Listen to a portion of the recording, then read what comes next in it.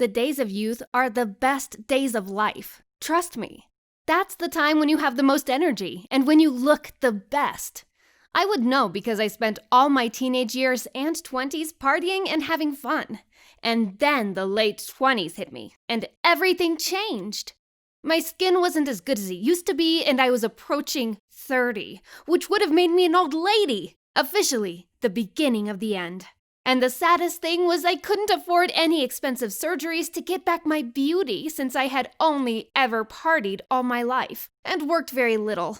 So I came up with a brilliant idea. Even though I didn't have much money, I always partied in the rich people crowd. That meant I knew exactly how to collect money for my surgery. I couldn't steal money or jewelry from them, of course. It would be too easy for them to send me to jail as they would find it out in an instant. But if I stole something unpredictable, still having lots of value, I could sell it for money, like clothes. For that, I started making friends with the rich girls at parties. With my personality, everyone would be friends with me immediately. It was so easy for me. And I had a friend who was a bartender at a really nice club who could provide me with the guest list so that I could execute my plan properly.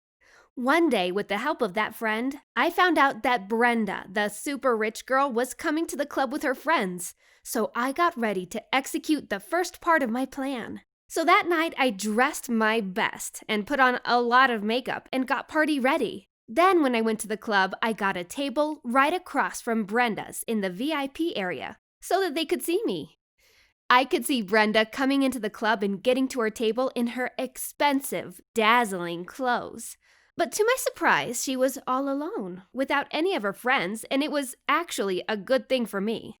So as soon as she got seated and drinking, I started crying like a baby. Of course, it was fake. I was trying to get her attention, and boy, was I good. Brenda instantly got up from her table and came to see me. "Hey, are you all right?" she asked. "No," I said, crying even louder. "My boyfriend cheated on me with my best friend," I added and continued crying. "That's sad. My friends ditched me too. Seems like a bad day for both of us, huh?" she said. "Yeah, I'm sorry," I replied, wiping my fake tears. "Why don't you come sit with me?" she asked. I was so happy inside. That was exactly what I wanted. "That would be nice," I replied, and we went back to her table. She ordered some drinks for both of us, but I told her that I didn't drink. So she drank both of our drinks and got completely drunk. So I offered to drive her car to her home, to which she agreed. My plan was going so smoothly. So I drove her to her house and left her in her room to sleep. After that, I went to her closet and picked out some of the most expensive designer clothes. Then I called Uber and left. After I reached my apartment, I took pictures of the clothes and put them on the internet for sale. The next morning, I woke up and immediately checked my computer to see the bid on the clothes. And I couldn't believe my eyes when I saw that the clothes had bid up to twice what they were worth. I jumped for joy and sold and shipped the clothes to the highest bidder. But the money I got from it was still not enough for my surgery, and of course to keep a backup if the surgery goes sideways. So after a few days, I went to the bar again to make friends with another rich girl, Paige. This time too, with the use of my tricking skill, I got into her friend group and got them drunk and drove them to their houses. I picked up some clothes from each of their houses and sold them online. I had collected enough money, but I'd got a taste for stealing and selling, so I decided to repeat the same thing with a couple of other people.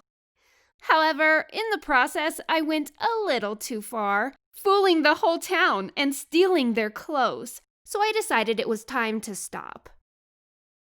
Then I flew to a country popular for surgeries and got the best surgeon to perform my surgery, to make me look like an 18-year-old. After 6 months, my surgery and recovery was over, and I was looking like a beautiful 18-year-old at 30. So it was time to go home. But when I checked the local news, I was shocked. My picture was everywhere under wanted, and the whole town had made a complaint against me.